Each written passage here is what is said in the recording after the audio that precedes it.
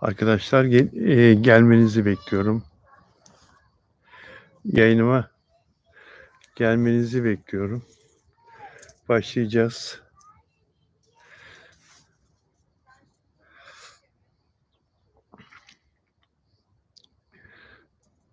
Merhaba, merhaba dostlar.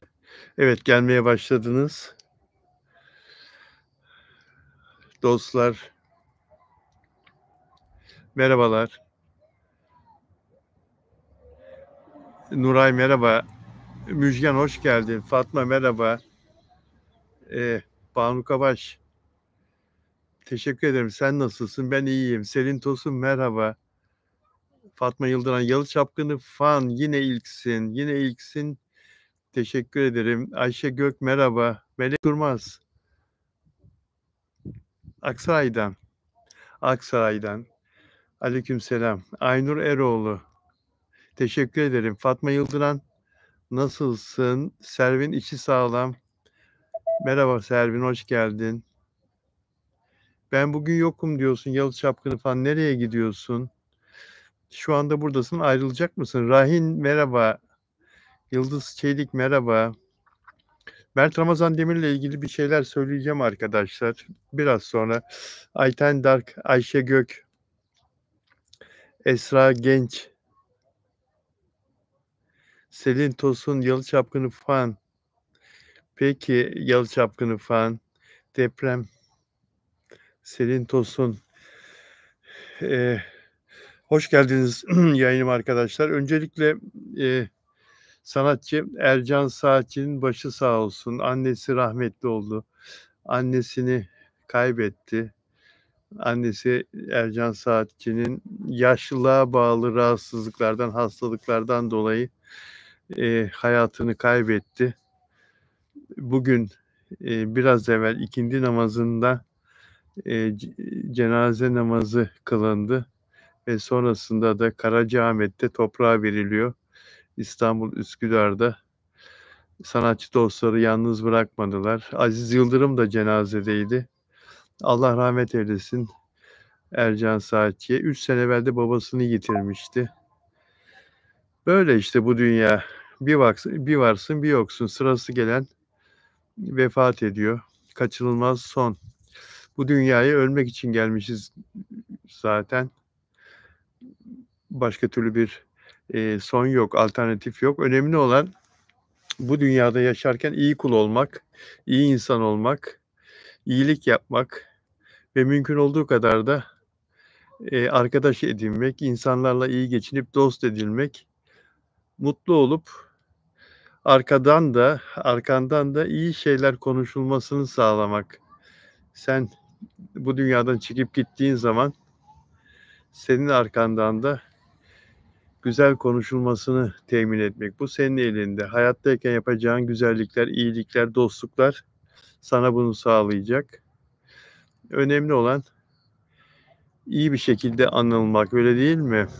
Zübeyde merhaba. Sevda Hüseyinova merhaba. Helallik almak diyor selam Selin Tosun. Fatma Yıldıran. Ercan Saatçı'nın hayranıyım diyor. Çok iyi bir müzik insanı. İyi bir yorumcu. Müziği çok iyi bilen bir prodüktör aynı zamanda. Ayten Derik. Derik değil mi? Darik.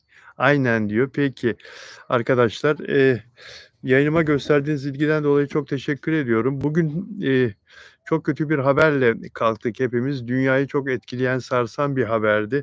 Rusya'nın doğusunda, kuzey doğusunda büyük bir deprem meydana geldi. 8.8 şiddetinde Kamçatka Yarımadası'nda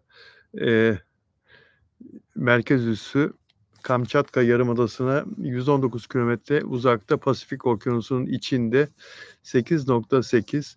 O bölgede nüfus az, nüfus yoğunluğu az Allah'tan ve evler de en fazla 2 katlı, binalar en fazla 2 katlı. Bizdeki gibi betonerme de değil çoğu. O nedenden dolayı evlerin içinden görüntüleri gördük, videolar geldi. gördük, paylaşıldı, paylaşılıyor. Eee, çok, evlerin içinde çok büyük sarsıntının etkisiyle kırılan camlar, dökülen eşyalar, işte, insanların bağırışları filan olsa da ölü yok, yaralı yok denecek kadar az. Eee, tabii Japonya'da da çok şiddetli hissedildi.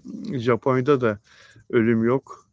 Yaralanan insan birkaç tane sadece ve,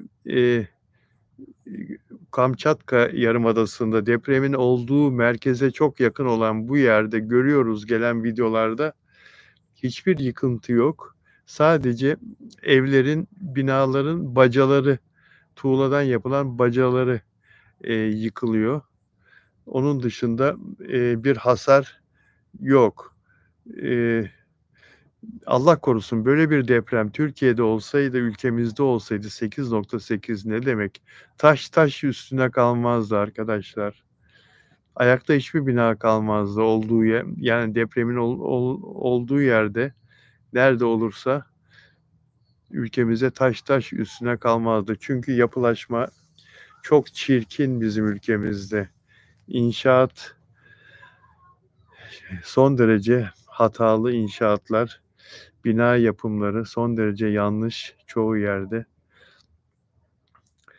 Betonarme binalar. Deprem ülkesi olmamıza rağmen üniversitelerde, inşaat fakültelerinde inşaat mühendisleri, teknikerler beton inşaat üzerine eğitim alıyorlar. Ben dünyanın her tarafını dolaştım. Dün de söylemiştim galiba, böyle bir laf gelmişti.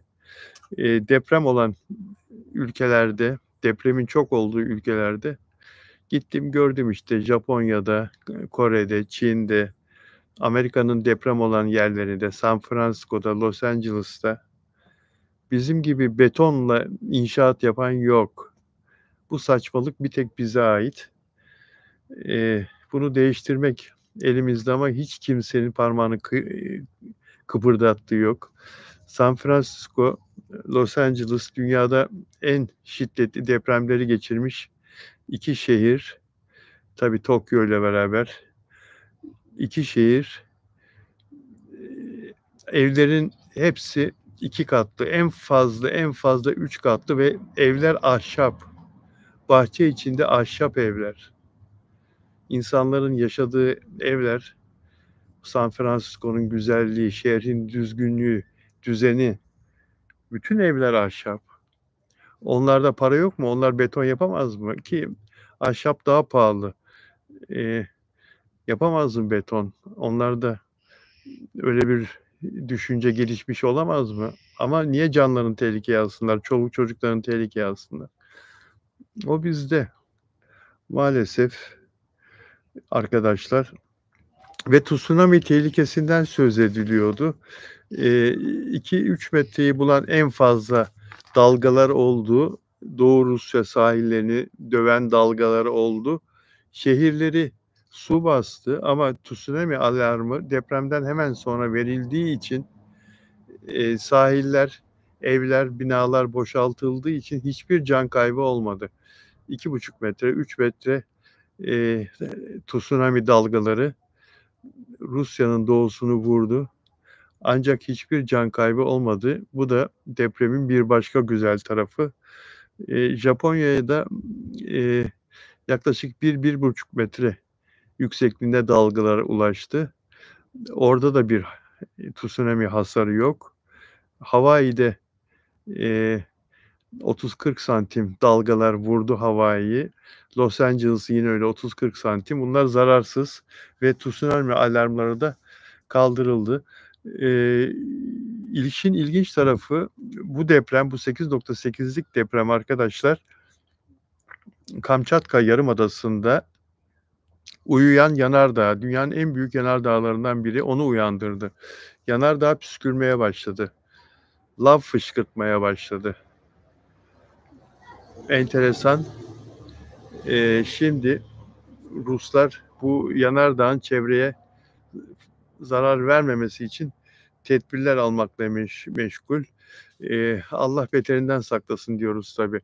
Süper zeytin. Haklısın Bilal abi. Teşekkür ederim. Günel Eliyeva, Selin Tosun, Sevda Hüseyinova.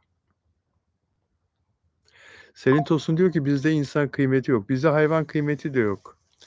İnsan kıymeti yok. Doğa kıymeti yok. Ağaç kıymeti yok. Görüyorsunuz.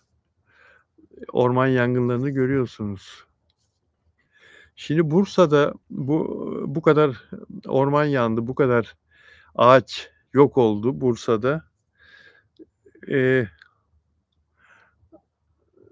Dikkat ettim haberlerde, internet sitelerinde de var. Haberlerde, yanan yerleri gösteriyorlar. Çok geniş çekim yapmışlar. Her taraf simsiyah, yanmış, kül olmuş. Ağaçlar, ormanlar yok olmuş. Ortada yemyeşil bir alan. Yemyeşil bir alan. Orası nasıl yanmadan kalmış? Nasıl öyle yanmadan kalmış Bursa yakınlarında? Yemyeşil oldukça geniş bir alan. Uzunlamasına ve enine çok geniş bir alan. Tabii, herkes gibi ben de merak ettim ve, araştırdım, inceledim, okudum. Meğersem şöyle olmuş arkadaşlar. O, geniş 2 bahçe orası. 2 insana ait 2 ayrı bahçe. 2 komşu. Eee, Diyorlar ki bizler diyorlar otları, kuru otları, yaza girerken temizledik. Kuru otların hepsini temizledik. Bahçedeki, çevresindeki, içindeki, her tarafındaki kuru otları temizledik ve dolayısıyla, eee, çok da sulama yaptığımız için, zamanında sulama yaptığımız için, yangın bizim bahçelerin kıyısına kadar geldi. Kıyıdaki birkaç ağaca zarar verdi ama bahçenin içine giremedi. Çünkü, eee, tutuşturacak bir şey bulamazsa, kuru otlar olmazsa, çevrede kuru ağaç, kuru, bir şey olmazsa nasıl genişleyecek yangın? Dolayısıyla, zamanında da müdahale edildiği için bahçeler çok enteresan o görüntü. O yeşil alan, koca yeşil alan, 2 bahçe yan yana bir bütün olarak koca yeşil alan yangından kurtulmuş. Yani, tabii hangi birini temizleyeceksin ama orman çevrelerinde daha iyi, temizlik olsa, bu kuru otlar yangınla mücadelesi için şart. Zamanında, Orman Müdürlüğü geçici olarak insanları bu iş için işe alsa, binlerce insanı belli bir dönem çalıştırsa, yani yazın başlamasından hemen önce, o sıcaklar temmuzda başlıyor. Orman yangınlarına sebep olacak sıcaklar temmuzda başlıyor. Yani o kuru otları temizleseler ve, yangın tehlikesi bir nebze olsun önlenmiş olur. Çok çarpıcı ama ilginç bir gerçek. Fakat bizde, hiç öyle bir tedbir alınacağını, o duyarlılıkta yöneticiler olacağını hiç zannetmiyorum. Hiç. Her şey Allah'tan. Her şey Allah'tan deniliyor ve, eee, Allah'tan gelen her şey kabulümüzdür deniliyor. İşin kolayı bulunmuş. Dua edin deniliyor. Hâlbuki Kur'an'da da yazar, kaderi değiştirmek senin elinde. Senin yapacakların, senin, eee Hoş geldin. Hoş bulduk Bilal abi. Sağ ol. Sen yapacaklarınla kendi kaderine yön verebilirsin. Sen elinden geleni yap, sonrasını Allah'a bırak. Yani sen Giruzu patlamasını önlemek için madenin içinde önlemlerini alma. Madende, Giruzu'yu koklayacak sensörleri, yerleştirme, yatırım yapma, güvenliğe yatırım yapma. Ondan sonra Giruzu yayılsın ve patlama olsun, yüzlerce madenci ölsün. Allah'tan. Allah böyle istedi. Olur mu öyle şey? Sen tedbirini alacaksın. Tedbirini almazsan her felaket gelir seni bulur, ülkeni bulur. Betondan inşaatlar yaparsan, betondan binalar yaparsan 7 şiddetli depremde yıkılır, insanlar altında kalır. 50.000 kişi ölür, öldü.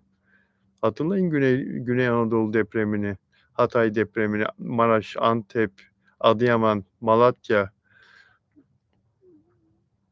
50.000 insanımız öldü, belki daha fazla. Rusya'da küçük kıyamet deniliyor. Bugün yaşanan 8.8 şiddetindeki depreme. Mert Ramazan Demir'i soruyorsunuz, konuşacağız.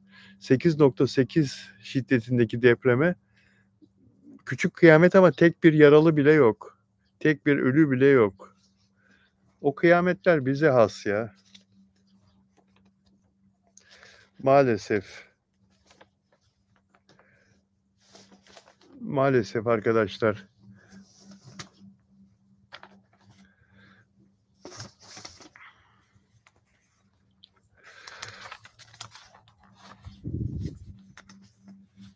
Ya beni rahatsız eden bir konuyu da sizlerle paylaşmak istiyorum.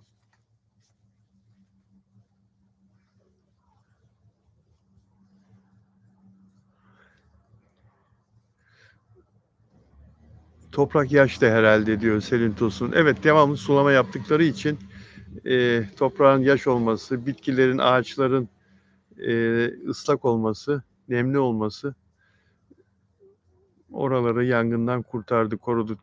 Nuray Sıla'ya teşekkür ediyor. Peki. Biz evimizi temizliğini yapıyoruz diyor Ayşe Gök. Çevremizi temiz tutmuyoruz. Şişeler, evet şişeler çok tehlikeli. Cam çok tehlikeli. Kuvvetli güneş ışığını yansıttığı zaman yangın çıkarıyor.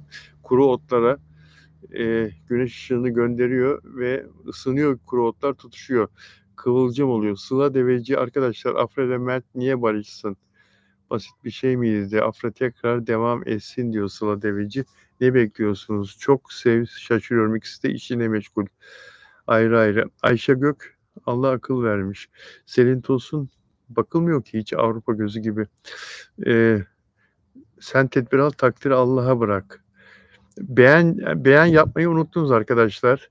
Lütfen beni izleyenler, eğer sohbeti beğeniyorsanız, konuşmaları beğeniyorsanız, yayını beğeniyorsanız lütfen beğen yapın, olur mu? Ve abone olmayanlar da abone olursa sevinirim. Mert'le ilgili konuşacağız. Afra ile ilgili konuşacağız. Mert bizi çok üzdü diyor. Konuşacağız.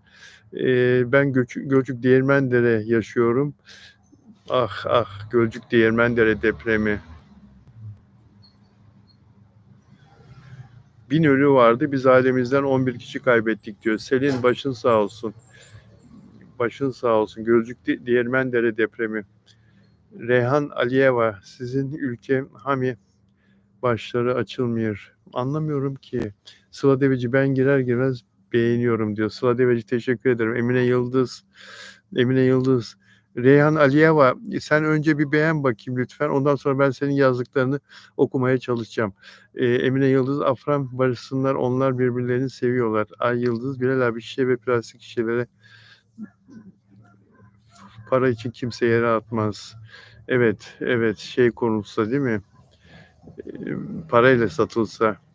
Selin Tosun, unutmadık acılarımızı. Banu Kabaş, Afram. Peki arkadaşlar, şu marketlerde 2 al 1 öde. Büyük marketlerde, ismini vermeyeyim, reklam olmasın. En büyük markette görüyoruz bunu çoğunlukla. 2 al 1 öde kampanyası yapıyor. Bu kampanyaları hiç yapmayın ya. Hiç yapmayın bu kampanyaları. Çünkü samimi değilsiniz. 2 al 1, zaten bu millet pahalılıktan yeteri kadar çekiyor. Bu millet zaten marketlerde her hafta değişen, yükselen fiyatlardan gına geldi millete artık. Millet alışverişe bile çekinerek, korkarak gidiyor. 1.000 liraya evine ancak 4-5 parça marketten ürünle dönebiliyor insanlar. O kadar hayat pahalandı. O kadar insanları alışverişten soğuttu bu ekonomi ve insanlar geçinemez haldeler. Evlerine yiyecek, içecek bir şey götüremez haldeler. Hele ki emekliler. Allah onlara yardım etsin. 10.000 lira, 11 bu son zamma kadar bazı emeklilerin maaşı, emekli maaşı 10.000 lira, 11.000 liraydı. Şimdi işte 13.000 lira, 13.500 liraya çıktı. 15.000 lirayla, 20.000 lirayla emekli nasıl geçinsin? Bir ayda nasıl geçinsin arkadaşlar? Yani 500 dolarla bir insan nasıl geçinsin?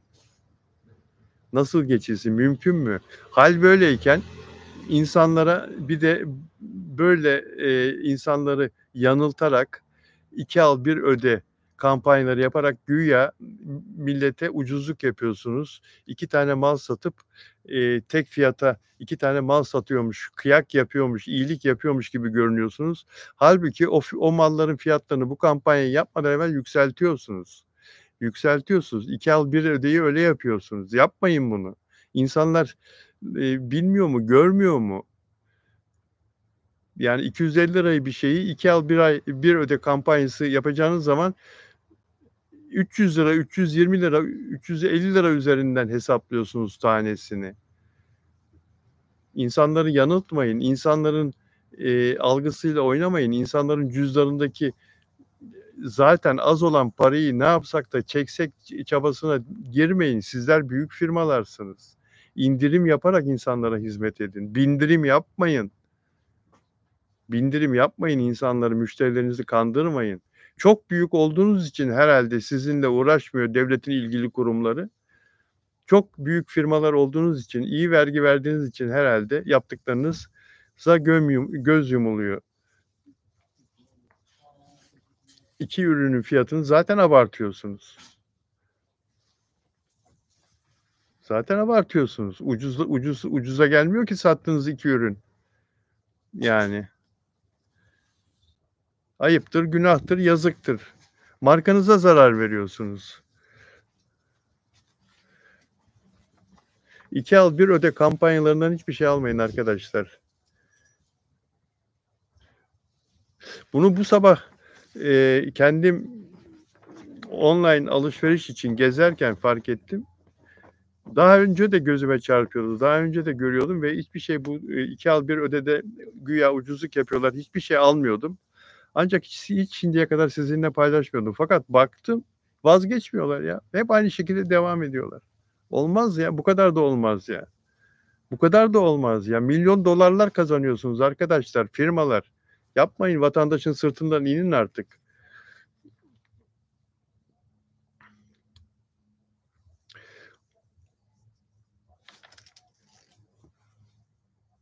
Kuru fasulye bile zengin yemeği diyor Selin Tosun. Aynen öyle. Artık zenginler bile BİM mağazalarından alışveriş yapıyor, BİM marketten. Öyle diyor Selin Tosun. Silve Nebiyeva, selam Bakü'den. Afra Mert'i affetsin. Nuray Yaylacı, çok haklısınız Bilal Bey. Selin Tosun ama bizim millet anlamıyor. Ayten Denk, askerdeyken yanına gittim Afra. Gitmedi. Nilay Demir Topuz, Bilal abi. Anneannem beraber ekran var. Anneanneciğim muhallebi yaptın mı Nilay'a? Anneanne Nilay'a muhallebi yaptın mı? Gülen Eliyava, Yıldız ne düz konuşur? Yıldız Tilbe'den mi bahsediyorsun? Yıldız Tilbe dümdüz konuşur. Günel Eliyava. Dümdüz konuşur Yıldız Tilbe. İçinden geldiği gibi konuşur Yıldız Tilbe. Çok kızarsa da hakaret de eder yani. Ayşe Gök, Afra'ya Mert film yapsın dijitalde. Yıldız Çelik, Apsen insan şimdi bir kuru ekmeğe muhtaç. Nilay Demir, Bilal abi nasılsın? Anneannem senin sayende muhallebi yaptı, seni anarak yedik. Evet ya, anlatmıştım değil mi? Benim de rahmetli anneannem muhallebi çok severdim. Her gün bana muhallebi yapardı. Afiyet olsun. Afiyet olsun. Ayten Dank, Afra'nın gitmemesi kırgınlığa yol açtı mı? Nursen Ahmedova dünyaya alev topuna döndü. Ya arkadaşlar geldik ve yaşıyoruz. Yani bizden önce de pek çok felaket olmuş dünyada. Dünyada güzelliklerden çok acılar, felaketler var. Yani elbette biz iyi olursak bize de bunun yansıması güzel olur, iyi olur, iyilik görürüz. Ne kadar çok iyilik yaparsak buna inanın. Bu doğru. Fakat, bizim iyi olmamız, kendimizi her zaman iyi bir kul olarak, yetiştirip o şekilde yaşamamız, eee, dünyadaki kötülüklerin, sonu olmuyor maalesef. Çevremizde başına sıkıntı gelen, dert gelen bir sürü insanlar görüyoruz. Yakınlarımızdan da oluyor. Yani bize bir şey değmesin, bir kötülük değmesin. Tamam, çok şükür biz iyiysek Allah bizi belki kolluyor, koruyor. Dualarla, verdiğimiz sadakalarla, yaptığımız iyiliklerle, koruyup kullanabiliyoruz. Bu bir gerçek. Ama dışarıda, dış dünyada felaketler hep yaşanır ve yaşanmaya da devam edecek. Depremler, yangınlar, su baskınları, böyle yani böyle kurulmuş. Dünya böyle kurulmuş. Bunlar da hayata dair. Biz bol bol dua edeceğiz. Allah bizi, felaketten, yakınlarımızı, sevdiklerimizi, dostlarımızı acılardan korusun diye. Benim rahmetli babam hep öyle derdi. "Allah'ım bana kanser yaşatma." derdi. Çok namazında, niyazındaydı. Camisi var babamın, cami yaptırdı. Cami banisi. Hacca gitti, umreye gitti, hacca gitti. Kur'an-ı Kerim'i eliyle yazdı. Arapçası çok iyiydi. Kur'an-ı Kerim hat sanatçısıydı aynı zamanda. Emekli hakim albay rahmetli babam. Eee, Aynı zamanda hatta meraklıydı, tesripe meraklıydı. Eski yazının kenarlarını süsleme sanatı, tesrip. Kur'an-ı Kerim'i eliyle yazdı. Kendi parasıyla binlerce cilt bastırdı ve camilerde insanlara hediye etti. Böyle bir insandı. Eee, Namazında, niyazındaydı 5 vakit ve kendisine özellikle, işte, onu bilirim babamın, bana kanser Allah'ım ben hiç kanser olmayayım Allah'ım diye dua etti ve çok şükür olmadı. Yani, onu söyleyeceğim, kötülükler bizden uzak olsun ama bu yaşanmayacak demek değil. Şimdi arkadaş yazmış da, işte, dünyada pek çok böyle felaket oluyor diye. Olacak, olacak. Yani bunu koruyabilecek bir şey yok. Dünyayı bu felaketlerden koruyabilecek bir güç yok. Yani o, eee, Marvel filmlerinde gördüğümüz, o Amerikan Hollywood yapımlarında gördüğümüz süpermenler, dünyayı kurtaracak, işte, Amerikan, kahramanları yok öyle bir şey yok yani. Ne yazık ki yok ve bu olacakları bize önceden haber verecek, bir dost da yok. İnsanların böyle bir dostu da yok. Ha, bunu uzaylılar bilir mi? Mesela bu Kamçatka Yarımadası'nda, Rusya'nın doğusunda olan 8.8 depremini olacağını önceden bilen Allah'ın yarattığı canlı, kul var mıdır yeryüzü değil, evrende? Bunu tartışsın bilim adamları mesela. Kur'an'da da, eee, o evrenleri yaratandır diyor Allahu Teala için. Sadece dünyayı ve yeryüzünü, yani dünyayı yaratan demiyor. O evrenleri yaratandır diyor. Bütün kainatı yaratandır diyor. Dolayısıyla o kainatın içinde, eee, bizden, bu dünyada yaşayanlardan çok daha fazla Aframerk bekliyorsunuz biliyorum. Bunu da konuşmalıyız. Çok daha başka, eee, canlılar olabilir. Mümkün. Olmaması imkânsız hatta. Milyarlarca gezegen, milyarlarca yıldız, milyarlarca var evrende. Dolayısıyla bunların içinde çok ileri, düzeyde, zekâya sahip kişiler de vardır ve onlar bizi gözlemliyorlardı zaten. Bu uçan daireler filan doğru. Bunlar tartışmak bile yanlış. Dünyada, Türkiye'de olabilecek felaketleri bunlar önceden mutlaka biliyorlardır, görüyorlardır. Ama arada kilitli kapılar var. Hiçbir şekilde bize bu bilgileri vermiyorlar, ulaşmıyorlar, gelmiyorlar. Yani yakınlaşmıyorlar bizle.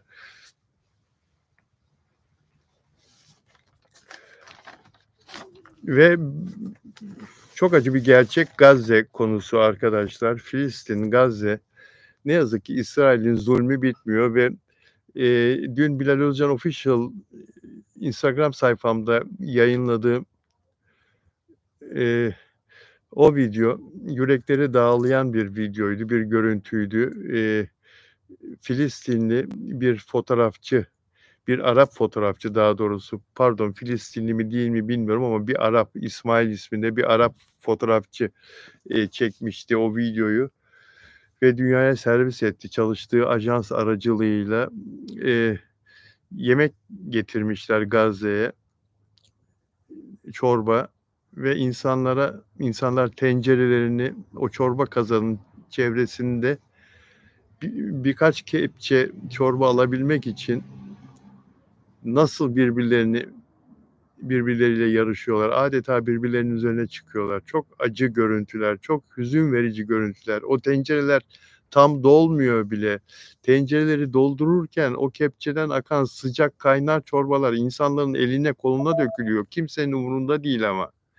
İlk defa yemek gelmiş, ilk defa bir sıcak bir şey girecek kursaklarına, ailelerine, çocuklarına götürebilecekleri bir kap yemek alma mücadelesi altında vücutlarına değen o ateşi hiç hissetmiyorlar bile. O yemeğin ateşini, çorbanın sıcaklığını hissetmiyorlar bile. Ne acı görüntülerdi, ne hüzün verici görüntülerdi. Ve ben bugün bir video çektim. Dedim ki, ya çevremizde eşinin sofraya getirdiği yemeğin tuzunu beğenmeyen, yemeğin tadını beğenmeyen insanlar var. Eşine kızıyor, hakaret ediyor. İşte lokantada garsonu tersliyor yemeği beğenmeyip de. Bir de şu Gazze'dekilerin durumlarına bakın ya. Bu sabah Gazze'de bir çocuk açlıktan öldü biliyor musunuz arkadaşlar? Ne kadar son zamanlarda işte o paraşütlerden atılan yardımları falan görsek de onlar ne ki ya? Onlar gölde bir damla bile olmaz. Orada yaşayanların çok büyük bir çoğunluğu günlerce hiçbir şey yiyemiyor. İçmeye su bulamıyorlar. Çocuklar zayıf olduğu için, çocuklar korumasız olduğu için bünyeleri çok çabuk onların eriyor ve işte bu sabah bir çocuk daha vefat etti açlıktan. Annesinin haykırışları hala gözümün önünde, hala kulaklarımda. Çok acı. Bizde ise yemek beğenmeyenler, yemek seçenler var. Şükürsüz onlar. Vicdansız onlar.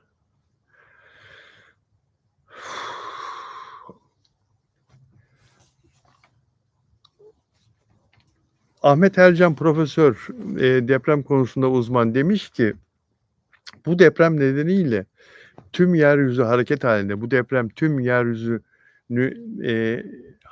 etkiledi. İşte yanardağ lav fışkırtmaya başladı mesela, lav püskürtmeye başladı. Bu depremin Türkiye'yi, Kuzey Anadolu fay hattını etkileme ihtimali %52'dir demiş Ahmet Hoca. Allah'ım korusun ya. Allah'ım korusun. Allah'ım korusun. Hiç öyle bir şey olmasın inşallah.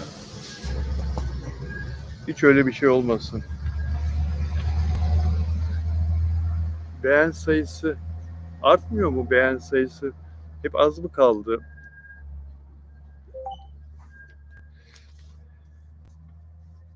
Yani arkadaşlar ne yazık ki bu depremler hiçbir zaman bitmeyecek. Bizden sonra da devam edecek. Dünya kurulalı beri zaten deprem oluyor. Hayatın gerçeği. Deprem öldürmez, kötü yapılaşma öldürür. Bu bir gerçek. Yanlış yapılaşma öldürür, ihmal öldürür. İşte müteahhitleri görüyorsunuz. Yıkılan binaların müteahhitleri, insanlar o binalarda öldükten sonra, o enkazlardan çıkamadıktan sonra ülkemizde hep aynı şeyler yaşanıyor. Müteahhitler yakalanıyor. Eksik yaptıkları ortaya çıkıyor. Yanlış yaptıkları, malzemeden çaldıkları, deniz kumu kullandıkları ortaya çıkıyor ve tutuklanıyorlar, hapse atılıyorlar. Bu da bizim ülkemize özgü bir şey. Bir depremden sonra ne yazık ki insanlar ölüyor ve öldükten sonra da yani binalardan çalmazsanız, hırsızlık yapmazsanız, doğru dürüst işinizi doğru dürüst yaparsanız Deprem öldürmez. İşte görüyoruz Japonya'da, Rusya'da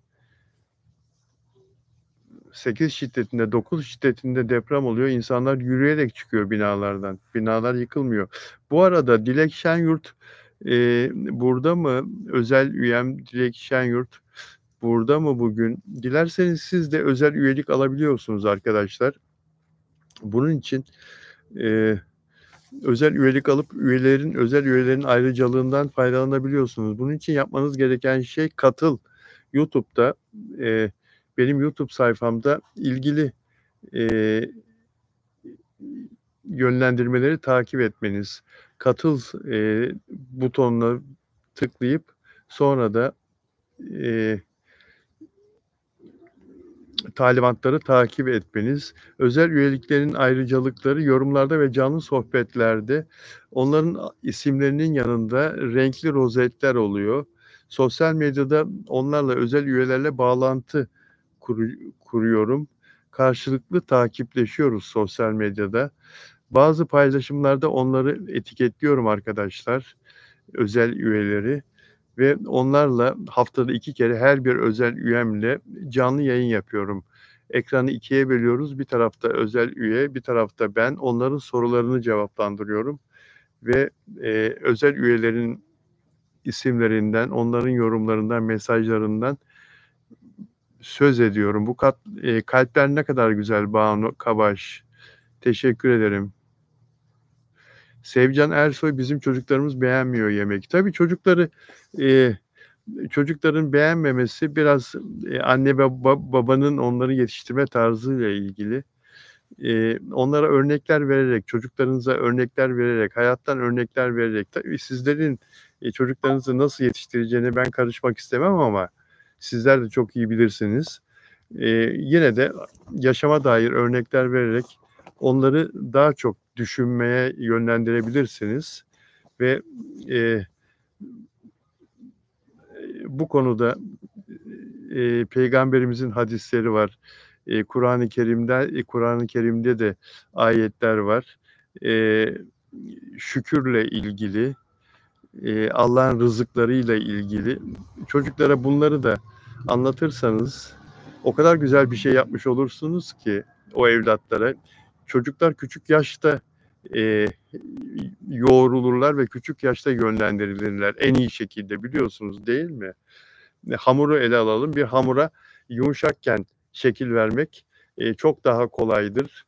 Yumuşak bir hamuru şekillendirmek, heykel yapanlar da öyle değil mi? Yani o çocuğu ağaç yaşken eğilir ya, küçük yaştayken bu bilgilerle, doğru bilgilerle yönlendirirseniz beğenmemezlik yapmazlar. Beğenmeseler dahi bunu söylemezler size. Siz de zaten çocuğunuzun neyi sevip neyi sevmediğini anlarsınız. Çocukların tabii ki bazı şeyleri beğenmeme gibi bir hakları oluyor ama bu çok böyle şımarıklığa varmamalı asla. Asla. Yani anne ben mesela işte kereviz sevmiyorum. Tamam, sevmeyebilir. Koca koca adamlar da var yani. Ben enginar sevmiyorum. Koca koca adamlar da var. Enginar da kereviz de çok faydalı sebzeler ama böyle bir hakkı olabilir. Ama kerevizi sevmeyen, fasulyeyi de sevmiyorsa, pırasayı da sevmiyorsa, ıspanağı da sevmiyorsa burada bir yanlış, bir hata var, bir şımarıklık var demektir.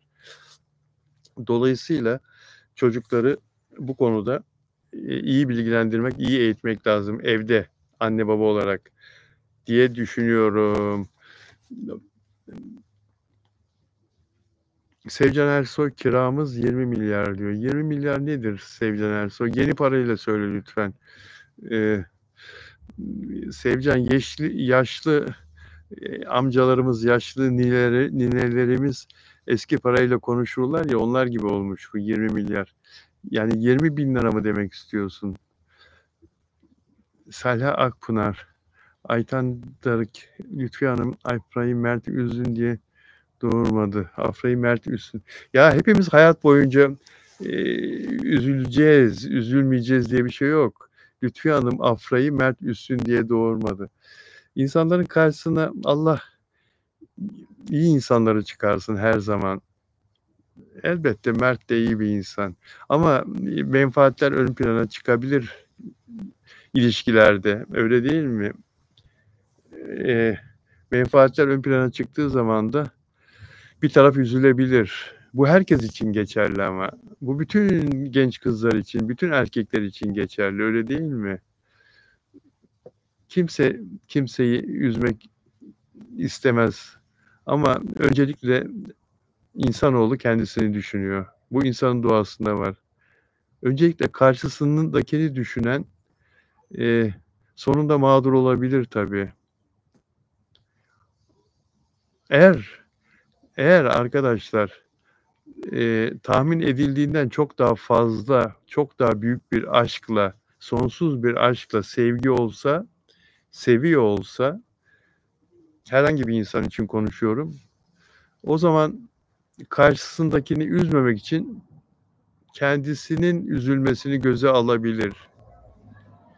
Ne dersiniz? Bu söylediğim ancak efsane masallarda oluyor değil mi? Gerçek hayatta olmaz. Gerçek hayatta insanların bencilliği öne çıkıyor. Yeşilçam filmlerinde de oluyordu galiba. Oluyordu evet, Yeşilçam filmlerinde oluyordu. Onun için Yeşilçam filmlerini çok beğenirdik biz. Gerçeküstü hikayeler olurdu Yeşilçam filmlerinde bazen.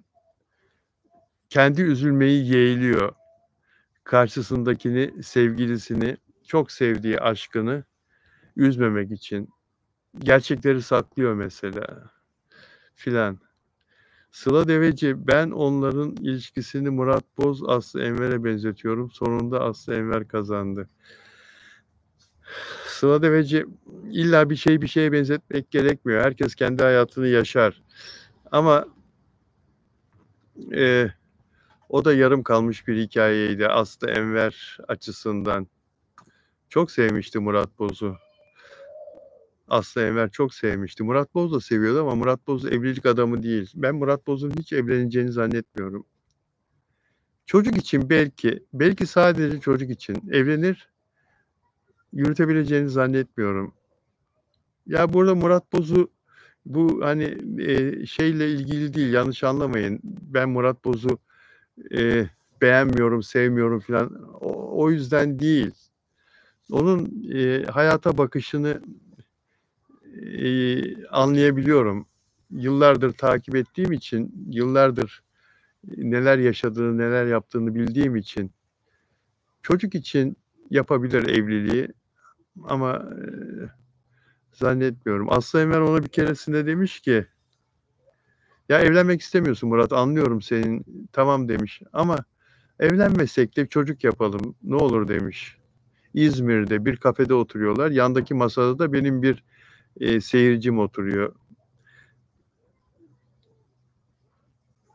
Kahkahalarla gülmüş Murat Boz filan. Konuşuruz demiş sonra. Öyle kalmış o konu. Aslı Enver anne olmayı çok istiyordu. Murat Boz'la ilişkisinden çok aşıktı. Çok seviyordu. Olmadı, yürümedi, ayrıldılar, kavga ettiler ve şiddetli kavga edip ayrıldılar. Patricia, welcome.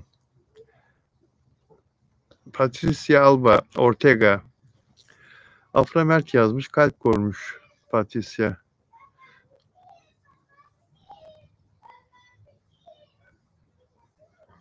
Çanakkale'de Mert hafta sonu sete başlayacak diyor.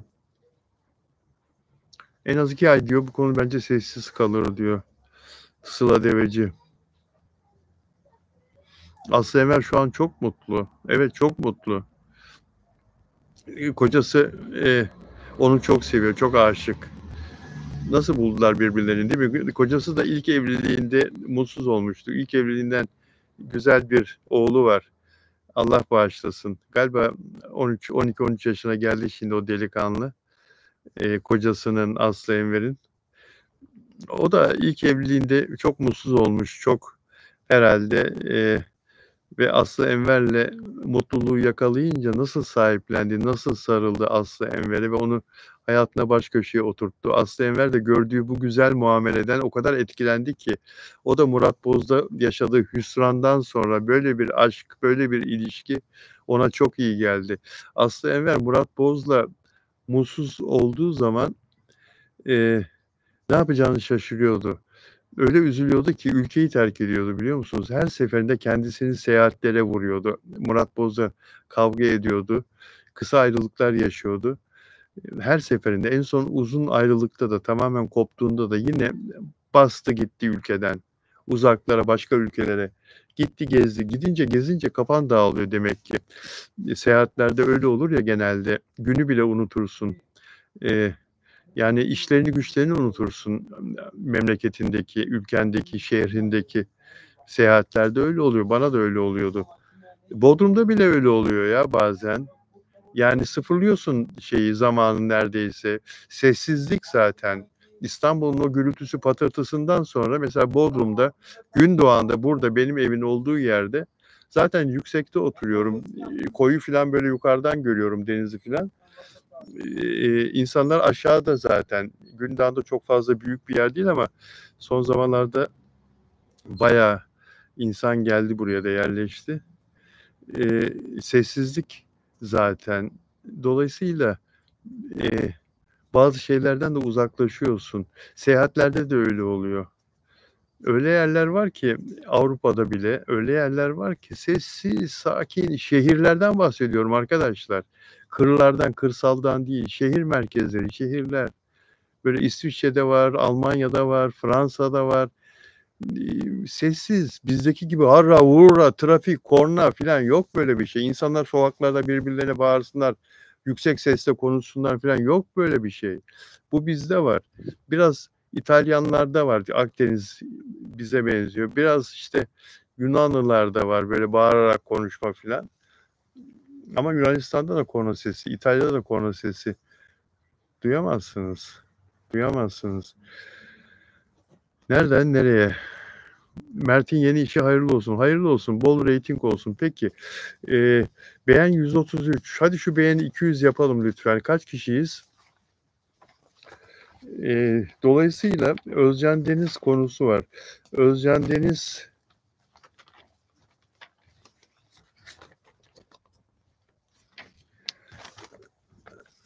Deniz'in boşandığı eşi Feyza Aktan, Özcan Deniz'in ağabeyini Ercan Deniz'i eleştiren 3 sayfa story paylaştı ve kendisinin ailede herkese yanlış yaptığını, Ercan Deniz'in hatalarla dolu bir yaşantı içinde olduğunu, kendisini de zamanında çok yaraladığını, evliyken Özcan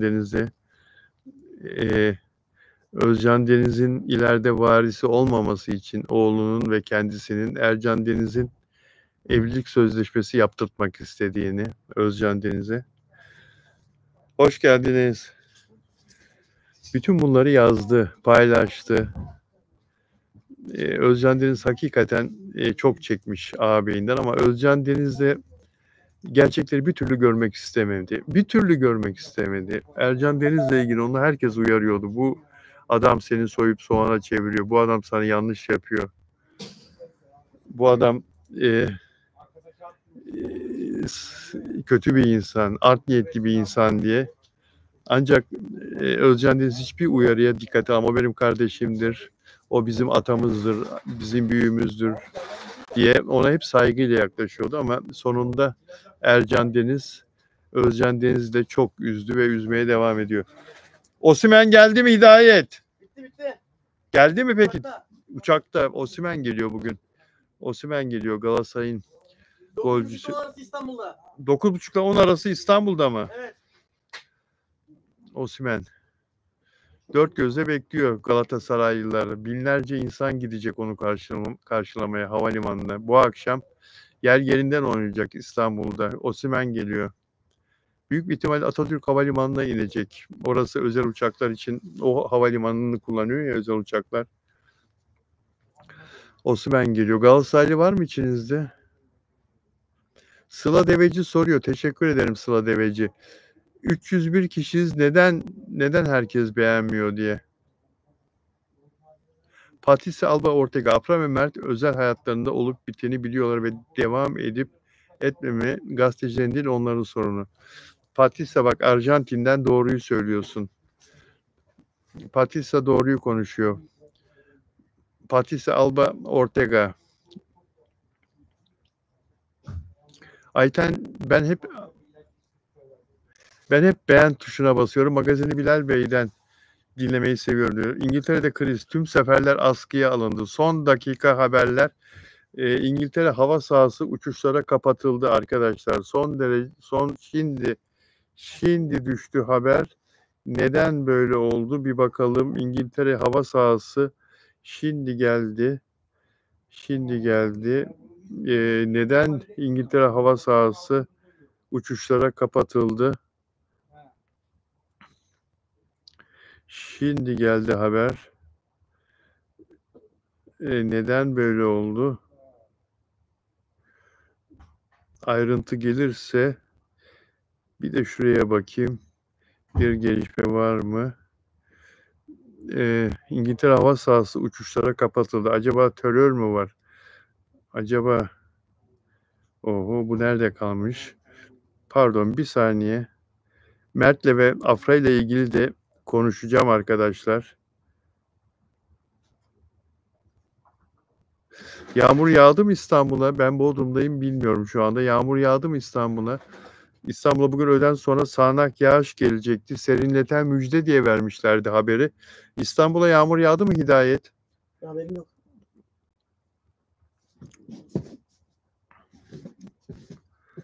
Evet. Fenerbahçe'de bir transfer gerçekleşti diye haberler var. Fenerbahçe'nin 4. transferi bugün geliyor. Şikrinyar. Şikrinyar geliyor mu? Uçakta şu an. Şu anda uçakta mı? Büyük Hadi. transfer diye bahsettikleri oydu. Başka isim yok. Başka isim yok diyor. Hidayet, bir Galatasaraylı Hidayet, büyük transfer diye bahsettikleri Şikrinyar'dı diyor. Yıldız Alkan, Bilal Bey, bugün değişik konulara gitmen harika. Bugün sizi dinlemek çok güzel. Teşekkür ederim Bilal Bey. Ya o çiçekler ne güzel. O kalpler ne güzel Yıldız Alkan. O çiçekleri topluyorum, ben sana yolluyorum. Bilal abi, bir soru. Hande Ertürk dışında sanki oyuncu yok. Bu kere partneri değişmiş. Hande Ertürk değil ya. Erçel. Onur Akay'la ne zaman canlı yayın yapacaksınız diyor. Onur'la 2 gündür konuşamadık. Selin Tosun sarı kırmızı kalpler yollamış. Çok teşekkür ederim Selin Tosun. Belkıs Atakay en büyük Fenerbahçe diyor. Fenerbahçe'de bizim kardeş kulübümüz. Belkıs'a oy bakımdan seni de haklı buluyorum diyorum. Benim bir haberim yok. Ben de İngiltere'de yaşıyorum diyor Elif. Elif İngiltere'den izliyor bizi. Bir haber alırsan lütfen söyle. Osman Ulusan, beğeni fazla olmaz. İşinize gelen soruları cevaplıyorsunuz. Ben tam bir Mert linçlemesi görüyoruz diyor Osman Ulusan. Osman, katılmıyorum sana ya. Naile İmanlı, Onur Akay'la var. Sami Karadaş, Onur'u çok seviyoruz. Yapacağız. Mesajları okuyun, Naile İmanlı okuyorum. Sıla Deveci teknik arıza nedeniyle kapatılmış. Teknik arıza mıymış? Ya aman ya, abartıyorlar hakikaten ya. Evet, söyle oğlum. 10 dakika önce Osimhen'in uçak yayına başladı. 10 dakika önce Osimhen uçakta canlı yayına başlamış. Ne diyor Hidayet? Uçak takibi oluyor ya. Ha, uçak takibi. Evet. Uçak uygulamalar var yani, uçak takip eden uygulamalar 10 dakika resmen önce başlamış. çalışıyor. Kaç bin kişi takip ediyor uçağını, Osimhen'in uçağını şu anda kaç bin kişi takip ediyor Hidayet? Benim bildiğim şu anda bu GS Plus üyelerine falan uygun özel diye biliyorum. Çok büyük bir transfer olduğu için. Dünyanın en büyük uçak uygulaması var, uçak takip uygulaması var. Yaz, sor şeye, yapay zekaya sor, sana yol gösterir. O uygulamada kaç kişi var? Ya da yapay zekaya de ki şu anda Osimhen'in uçağını de İstanbul'a gelişini de yolculuğunu kaç kişi izliyor de uygulamadan. Sor yapay zekaya, bana cevap ver. Ben beğeniyorum Bilal abi diyor Banu Kavaş. Teşekkür ederim. Ayşe Gök Galatasaraylı olduğunu söylüyor. Süper Zeytin, sen de sağ ol. Selda, ne güzel çiçekler. Sevgili Bilal abi, Afra ile Mert barışır mı? Yani Özcan Deniz'e yapılan, Ercan Deniz'in yaptığı çok büyük haksızlık arkadaşlar. Dolayısıyla dilerseniz süper etiket ve süper chat de satın alabiliyorsunuz arkadaşlar. Onları da burada yayınlayabiliyorsunuz. Süper chat'te de yorumlara katılabiliyorsunuz. Süper etiket de alabiliyorsunuz. YouTube'un böyle bir ayrıcalığı da var ve Mert Ramazan Demir konusuna geçelim ha. Şu an yeni olmasına rağmen 1 milyon kişi falan var. 1 milyon kişi varmış şu anda. Hidayet Bir sürü yayın ChatGPT var şu an. Hepsini toplasan o kadar yapar yani. ChatGPT'ye sordu. Bir sürü uygulama var diyor. Yaklaşık 1 milyon kişi mi diyor yapay Tabii, zeka? çok- Şu anda evet. Osimhen'in uçağını havada takip eden, Osimhen'in uçağı nerede? Onu takip eden 1 milyona yakın meraklı varmış değerli izleyenler. Afra ile Mert barışır mı diyor. Afra ile Mert, bakın arkadaşlar, Afra ile Mert insan olarak barışırlarsa bu bile bana yetiyor artık. Yani insan olarak arkadaş kalabilirler mi? Kalamazlar herhalde. Ama insan olarak selamlaşırlarsa karşılaştıkları zaman bu bile bana yetiyor. Yani artık ilişki yaşamalarını şart görmüyorum. Çünkü bu yaşananlar, şu son olaylar biraz kırıcıydı herkes için, biraz üzücüydü herkes için. Mert Ramazan Demir'i de çok fazla linçledi insanlar. Mert Ramazan Demir de o yüzden çok kırıldı. Afra Saraçoğlu da bütün bu yaşananları tabii ki kendisine yediremedi. Şöyle, şimdi diyorsunuz ki zaten onlar ayrılalı 5 ay oldu, 6 ay oldu, 7 ay oldu. Ama önemli bir kısmı da ya Londra hava sahası kapatıldı diye teknik arıza mı Mossad'la ne ilgisi var Londra'nın ya? Mossad'ın bir hamlesi mi diyor. Şimdi geçti bir daha. Teknik arıza mı yoksa Mossad'ın bir planı mı, bir şey mi? Yani teknik arıza diyebilirler halka, İngilizlere, siyasiler. Bu hava sahasını kapattık panik olmasın diye. Londra'da yaşayan takipçilerim yazdınız ya demin bana teknik arıza diye. İnsanlar panik olmasın diye, İngilizler panik olmasın diye teknik arıza diyebilirler.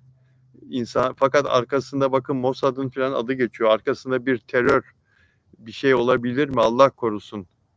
Bilal abi kanalına bağış var mı? Süper Zeytin bağış olarak değil de süper chat alan arkadaşlar oldu. Süper chat alan arkadaşlar oldu. Özel üyem var. Bağışla ilgili bir yani sosyal yardım faaliyetiyle ilgili bir şey başlatmadım. Sevgi Bilal abi tek size inanıyorum diyor. Vay be diyor Esin 1 milyon kişi. Evet. Hidayet sen de katıl. Sen de takip et. Uçak şu anda nerede bana bildir biraz sonra. Şu anda Ayşe nerede tam uçak? olarak onu şey yapamıyorum. Bak Galatasaray Premium üye olman lazım ona. benim premium üyeliğim var Ondan daha Galatasaray. fazla. Benim premium üyeliğim var. Katıl bölümünden Evet.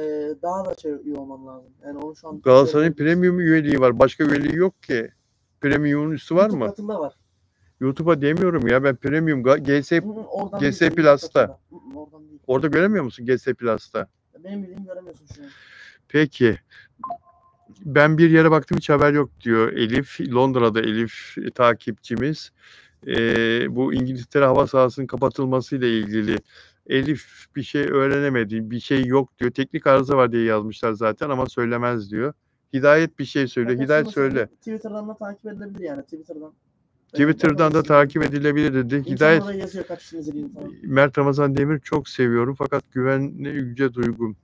Naile İmanlı niye linçliyorlar ya genç adam? İngiltere bütün Türkler Türkiye'ye geliyor. Evet şu anda İngiltere bütün Türkler Türkiye'ye mümkün değil böyle bir şey. Olsa hemen söylemezler.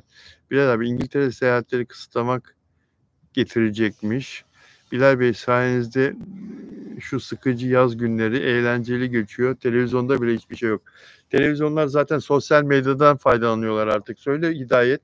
Bu arada şunu da söyleyeyim. Söyle gel yanıma otur artık Allah aşkına. Bir yanıma gel. Hayır buraya gel. Buraya gel. Evet sandalye de getir. Buraya gel. Yanıma gel. Benim asistanım ol bundan sonra. Yalnız sandalyenle gel. Şu an sandalye çekerim oraya. Gürültü yapar. Bu sandalyeyi çekemezsin. Oradakini al. Gürültü yaparsın. Bırak onu. Peki. Babanı dinle. Evet. Hidayet'i tanıyorsunuz zaten ama tanıştırayım. Bu tarafa gel Hidayet. Öyle miyim? Evet. Çok zor ya bunu şey yapmak. Hidayet'i tanımayanlarla tanıştırayım. Hidayet Göksel Özcan, namı diğer Hido. Merhabalar. Hido. Kendisinin Galatasaraylı olduğu hiç belli olmaz. Bana yaklaş. Şöyle yani. Evet. Gördüğünüz gibi hiç belli olmuyor. Hidayet, ne yaptın bugün anlat. Ne yapayım valla işte denize gittik. Denize gittin. Aynen. Kampa gittik. Güzel yüzdük Askeri geldik. kampa gidiyor. Aynen. Evet. Babamız bizim rahmetli, benim babam hakim albaydı. Asker subaydı. Kayınpederim de albay. Şebnem'in, eşimin babası da albay. Dolayısıyla askeri tesislerden yararlanabiliyoruz. Bodrum'da da çok güzel bir askeri kamp var. Subay kampı var. Denize oraya gidiyorsunuz. Tabii. Peki güzel miydi? Her şey iyi miydi? Deniz iyi miydi? Deniz iyi miydi? Yani ben bugün denize girmedim ya. Girmedin mi? Pardon, denize girmedim. Ben bugün denize girmedim. He, Her gün denize girdiğim için az alışkanlığı olmuş. Deniz çok dalgalıydı bugün. öyle mi? Bayağı dalgalıydı. Anladım. Peki güzel mamalar yedin mi? Güzel mamalar yedim mi? Yedim. Afiyet olsun. Yemekhanede yemek yedim yani. Peki tarçını özledin mi? Tarçın çok öyle. O benim canım oğlum ya. Tarçın seni görünce ne yaptı buraya gelince bugün sen? Tarçın beni görünce attı. Valla peşimde dolaşıyor. Ne yapsın hayvan? Çok Evet, tatlı. bahçemiz de çok güzel. O da bebek. Coşkun bir el sallasana. Coşkun Bey bahçemizi her gün Merhaba. böyle suluyor sağ olsun. Her gün çiçeklerimize o bakıyor. Coşkun sağ olsun arkadaşımız. Bizim eski dostumuz. Rica ederim, kolay gelsin Coşkun Bey. Sen de sağ ol. Hidayet.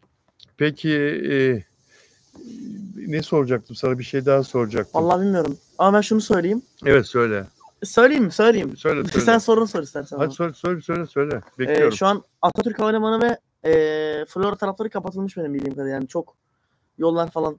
Öyle mi? Ondan da haberim Trafiğe olsun. kapalı mı? Öyle mi? Benim Çıkmayın bildiğim yola. öyle. Çıkmayın. Atatürk 50.000 Havalimanı, Yeşilköy Havalimanı, Yeşilköy, Yeşilyurt. Evet, o taraflar. O taraflar. Florya aman. 50.000 taraftar bekleniyor uçak havalimanının önünde. Bugün çarşamba, iş günü. Tam iş çıkışı saatleri. Şimdi of, millet oralarda trafikte, yazık ya. Evet. Rekor 25.000'de en son. Falcao geldiğinde o kadar insan gelmişti. Şimdi 50.000, belki de daha fazla. Benim gördüğüm falan böyle millet böyle, hani bir aile mesela 5-10 otobüs böyle, bütün Galatasaraylılar falan böyle. Hadi canım. Tabii. Otobüslerle gidiyor. Yani otobüs kiralayıp mı gidiyorlar? Herhalde deli gibi yani, nasıl söyleyeyim bilmiyorum. Zaten Osimhen'i karşılamaya. Ultra Aslan resmi hesabı duyuru yaptı zaten. Ne İşte diye duyuru herkesi yaptı? bekliyoruz diye. 9.5 Evet. Osimhen için. Günel Eliyeva. Fenerbahçeliler darılıyor diyor Süper Zeytin. Tamam. Fenerbahçe'nin transferini de konuşalım. Hidayet doğru söylüyor Süper Zeytin. Selin Tosun, üzmeyin, kibar olmaya çalışıyor. Şu an Afra Mert için belli bir şey değil. İkisinin de özel hayatı göreceğiz. Süreyya Yoksulav'ın Şebnem'e bayıldı. Maço çok güzel. Annene bayılmış Süreyya Hanım. Teşekkürler. Teşekkürler. Hidayet size benziyor Bilal Bey diyor. Hidayet evet bana benzer. Hidayet sessiz, sakin. Prensip sahibi. Çok da sessiz değilimdir aslında da. Prensipler. Bak benim burama ne oldu biliyor musun Hidayet bugün? Burama ne oldu bak burama. Hı. Burama ne oldu söyleyeyim Oradan mi? bakıyorum ben de ekrana. Ben üst katta çalışıyordum. Tarçın bir anda bir gürültü yapmaya başladı. Benim oturduğum kanepenin arkasına giriyor. Baba nerede oturuyor? Onun altına biliyorsun. Ve arkasına veya oraya siniyor. Orada uyuyor. Bir baktım işte gürültü patırtı arkadan geliyor. Ya çıkarayım oradan dedim. Yani oraya da girilmez ki filan. Tam bir eğildim böyle, kafamı kütüphanenin kenarına, sivri yerine, Allah korusun bak gözüme de gelebilirdi. O sivri yere geldi buram. Şurası, evet. Ve acısı tabii. Hemen bir buz yaptım filan ama iz kaldı. Neyse, verimli sadakamız varmış. Bununla atlattık. Cevap diyor Ayşe Gök, soru neydi Ayşe Gök? Selin Tosun seni çok yakışıklı bulduğunu söyledi. Esin teşekkür ederim, geçmiş olsun diyor. Çok teşekkür ederim Nuray. Teşekkür ederim. Aylin Bayar seni alkışlıyor. Yıldız Alkan selam Hidayet, sen çok zekisin diyor. Çok teşekkürler, çok sağ olun. Çok teşekkürler diyor Hidayet'te. Üzmeyin, kibar olmaya onu okumuştum. Aylin Bayar, o nazar boncukları sana. Aras sarı kırmızı ve siyah beyaz. Aras mı? Aras hem siyah beyaz hem sarı kırmızı kalpler. Evet. Hido'ya alkışladık. Allah bağışlasın babasının oğlunu. Allah ayırmasın. Amin. Tüm çocuklarımızı, evlatlarımızı, kardeşlerimizi korusun Allah. Çok teşekkür ederim Aras, HFS. Çok teşekkür ederim. Oğlun tam senin kopyan diyor Nursen. Hidayet, bundan sonra yayınlarda bana asistanlık yapar mısın? Yayınlarda sana asistanlık nasıl yapayım ya? Konu aç. Ben sana bazı şeyler sorarım. Sen araştırırsın buradan cep telefonundan sorduğum soruları. Mesela böyle şeyler konuşabilir miyiz seninle? Olabilir. Olabilir. Paslaşabilir miyiz? Olabilir. Neden olmasın yani? Peki ben şimdi Mert'le ilgili bir şeyler söylemek istiyorum arkadaşlarımıza. Mert Ramazan Demir'le ilgili ya 167'de kaldı beğen. Mert Ramazan Demir'le ilgili Banu Kabaş Fenerbahçeli, kardeş kulübüm Sarı Lacivert Fenerbahçeli arkadaşlarımıza selam olsun. Hayal Yalçınkaya, inşallah Mourinho'dan kurtulursunuz. Ama Ali Koç'un gitmesini biz istemeyiz Galatasaraylılar. Fakat Mourinho çok bize hakaret ediyor, başkanımıza, teknik direktörümüze. O yüzden o gitsin. Ama Ali Koç kalsın. Sıla Mourinho Demir. da kalsın. Mourinho da mı kalsın? Futbol oynatamıyor. Bize yarıyor. Öyle mi diyorsun? Yani. Fenerbahçe Lazio 11'i belli oldu. Nerede maç? Fenerbahçe Lazio Fenerbahçe stadında diye biliyorum ben.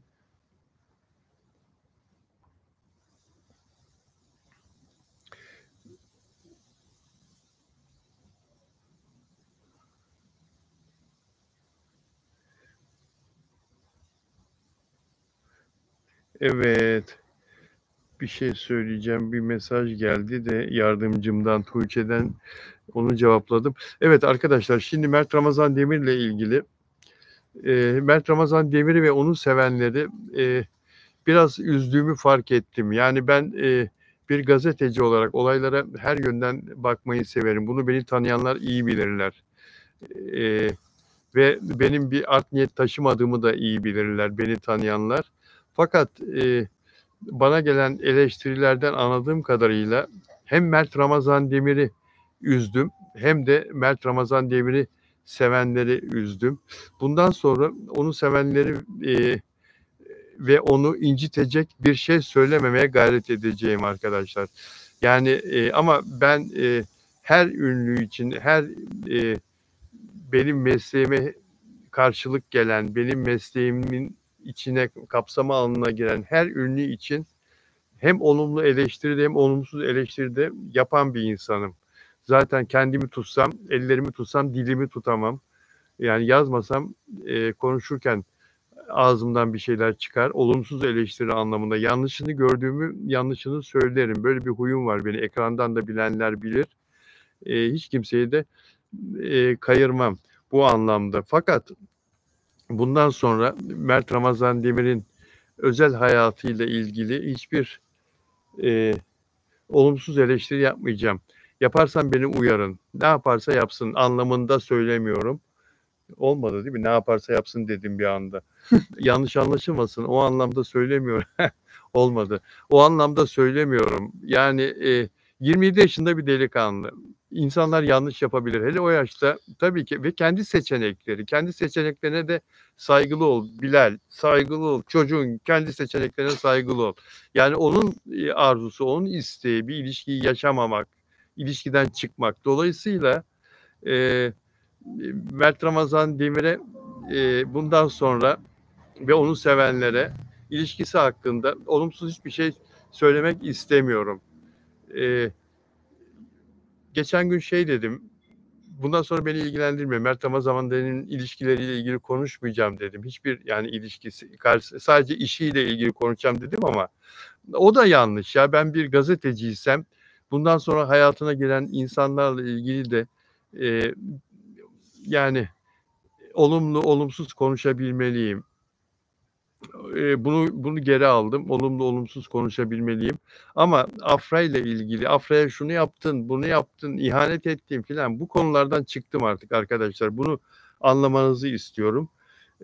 Benim Mert Ramazan Demir'in üzerine biraz fazla gitmemin sebebi de Afra Saraçoğlu'nu bir genç kız olarak beğenmem, takdir etmem. Oyuncu olarak da zaten işini çok iyi yapan bir insan. Bunun çok etkisi var. Yani Afra'yı ben o anlamda hakikaten hep destekledim. Onun da eleştirilerini, onun da olumsuz taraflarını elbette eleştiriyorum. Mesela alkol tüketmesini geçen gün söyledim burada.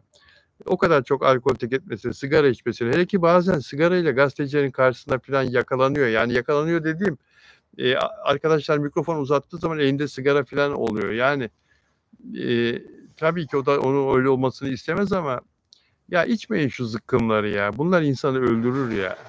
Bunlar insanı öldürür. Nasıl yol giriyorum ben?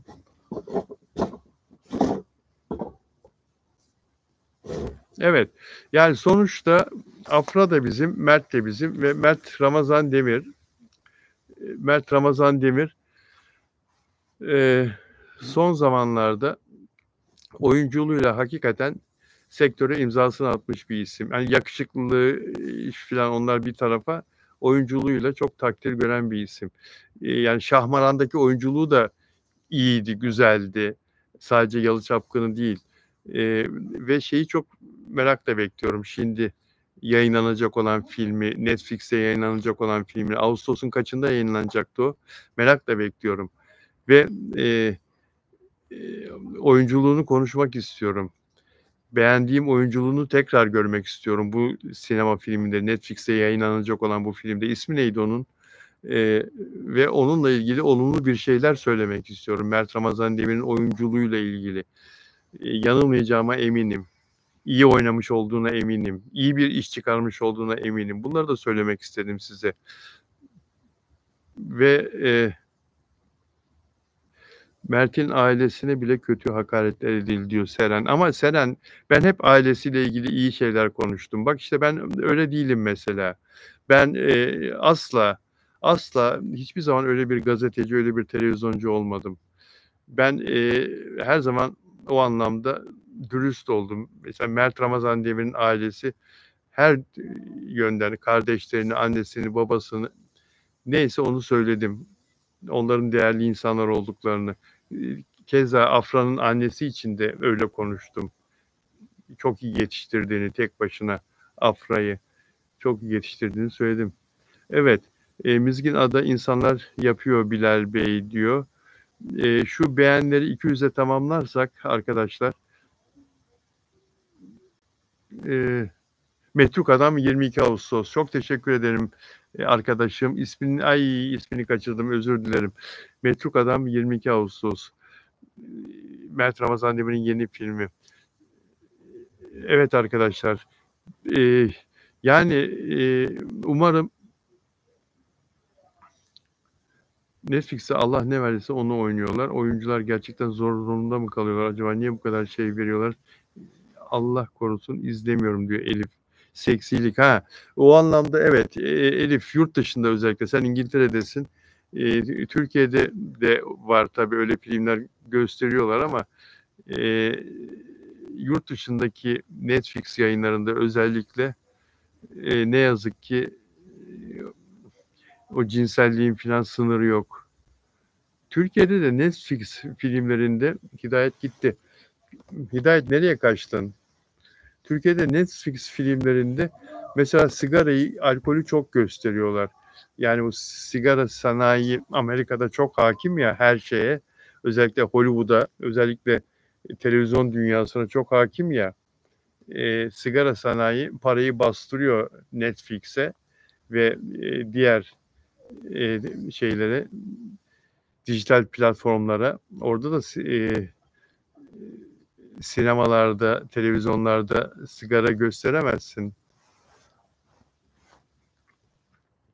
Ve Netflix burada da Serenay Sarıkaya Şahmaran'da sigara içe içe bir hal oldu ya kadın.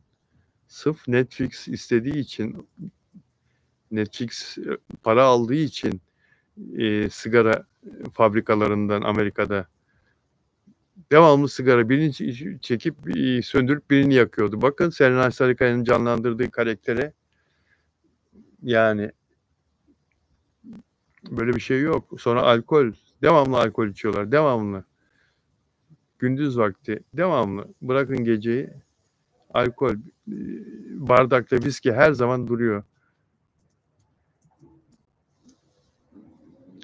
Neden? Alkol firmaları müthiş para harcıyor. Müthiş para veriyorlar. İnsanlar alkol tüketsin diye, bunun reklamı yapılsın sinemada, televizyonda, dizilerde, dijital platformda diye. İnsanları zehirlenmiş, insanlar kanser olmuş, umurunda mı? İnsanlar koah olmuş, insanların ciğerleri su toplamış, ölmüşler. Nefes alamayıp kıvrana kıvrana ölmüşler insanlar. Sigara fabrikalarının, firmalarının, alkol firmalarının umurunda mı? Maalesef değil. Onun için sigara içmeyin çocuklar, gençler. Özellikle orta yaşlı arkadaşlar, olgun insanlar. Sigara içiyorsanız bırakın. Gençler içmeyin. Alkolden uzak durun. Hastalandırır sizi. Bırakamazsınız. Bağımlısı olursunuz. İleride bırakırım. Yaşlanınca bırakırım. Orta yaşlı olunca bırakamazsın. Bu yaşta tiryakilik başlarsa bırakamazsın. Bırakırım diyenlerin %15'i falan anca bırakabiliyor sigarayı, alkolü. Zaten alkolik oluyorsun. Bırakamazsın. O tedaviler falan o kadar zor, o kadar ağır ki. Nereden nereye geldik? Dostlar, Elif, Bilal Bey, gerçekten İngiltere'de yaşıyorum. Aldığımız yer gerçekten nezih ve kaliteli bir yer. Ama Türkiye'deki serbestlik, inan, bu ülkede yok. Samimi söylüyorum. Hiçbir yerde yok. Elif, serbestlik yok derken hangi anlamda serbestlik yok dedin? Lütfen onu da yazar mısın? Abi Aslı, evli konuşmak olmaz bence diyor Ay Yıldız. Ay Yıldız, güzellik konuşuyoruz, iyilik konuşuyoruz. Kocasının onu ne kadar çok sevdiğini konuşuyoruz. Aslı'nın geçmiş hayatında onun çok üzdüklerini, o yüzden yeni kocasının değerini çok iyi bildiğini, adamın çok iyi bir insan olduğunu. Sevim Özel, Bilal Bey, oğlunuz size benziyor maşallah. Teşekkür ederim. Saliha iyi dedi. Selin Tosun, Mert Afra'yı hep evimizi dedi. Lütfen balım diyorum. Sırada bir Afra ve Mert'in Ocak ayında ayrıldığı söyleniyor ama değil. Elif, her konuda Bilal abi. Bir hafta önce İstanbul'daydım. İstanbul'daki her konuda ben hangisini yazayım, hangisini söyleyeyim? İnan ki dilim var. Elif, lütfen yaz, lütfen. Lütfen yaz. Lütfen yaz. Melek Durmaz, Bilal abicim, güzel eşine selamlar diliyorum. Teşekkür ederim. Teşekkür ederim. Şebnem. Süper Zeytin. Hidayet'in gözlerinden öperim. Sağ ol, eksik olma. Sağ ol. Süper Zeytin. Arkadaşlar, beğen 175'te kaldı. Beğenmeyenler varsa lütfen beğen yapsın. Abone olmayanlar varsa, abone olmayıp da izleyenler de var. Biliyorum. Abone olmayanlar varsa, abone olurlarsa memnun olurum. Afram'ın gözleri yeter diyor. O Allah'ın bir takdiri tabii. Bazı insanların gözü çok güzel oluyor değil mi? Yani illa renkli olması şart değil. Kahverengi gözlü, siyah gözlü de çok güzel insanlar var. Elif, elhamdülillah ben de 2 tane oğlan çocuğu var. Elhamdülillah, ama Türkiye'deki gençleri, genç kızların efendinizi görünce evet, biraz fazla rahatlık var bizde. Biraz fazla rahatlık var. Elif, Allah bağışlasın. Süper Zeytin, beğen azaldı. 200 geçmesi gerekli diyor. Süper Zeytin. Süper Zeytin, ne olur bundan sonra sen yönet bu beğeni işlerini, olur mu canım? Çok teşekkür ediyorum katkına. Sıla Deveci, arkadaşlar neden beğenmiyorsunuz? Ya paralı değil beğenmek. Sıla doğru söylüyor. Beğenmek bedava. Ay Yıldız, Mert'in yeni Türkan çekimi olur mu? Mavi Pilot demişlerdi. Türkan çekimi. Ay Yıldız, Mert'e gelen o kadar çok proje var ki. Sevim Özdemir, Afra Mert ayrıldı bitti. Keşke ayrılmasaydı. Lale İmanlı, ya evet beğenin diyor. 179'dayız. Peki arkadaşlar, çok teşekkür ediyorum. 180'deyiz. Yayın bittikten sonra da beğenmeye devam edebilir arkadaşlar. İlginize çok teşekkür ediyorum. Ben de sizlerden bu karşılığı görünce, ilginizi görünce yayınları uzatıyorum. Ve sadece magazin değil, hayata dair pek çok konuyu konuşmak istiyorum, paylaşmak istiyorum. Haber konuları olsun, günlük konular olsun. Sizler de konuşmamı istediğiniz, merak ettiğiniz konular olursa lütfen bana yazın. Yayın sırasında da yazabilirsiniz. Yayından önce de yazabilirsiniz. DM'den de mesaj yollayabilirsiniz. Yorumlarda da yazabilirsiniz. Yarın inşallah yeni bir yayında görüşmek üzere. Hepinize sevgiyle, saygıyla selamlıyorum. Görüşmek üzere.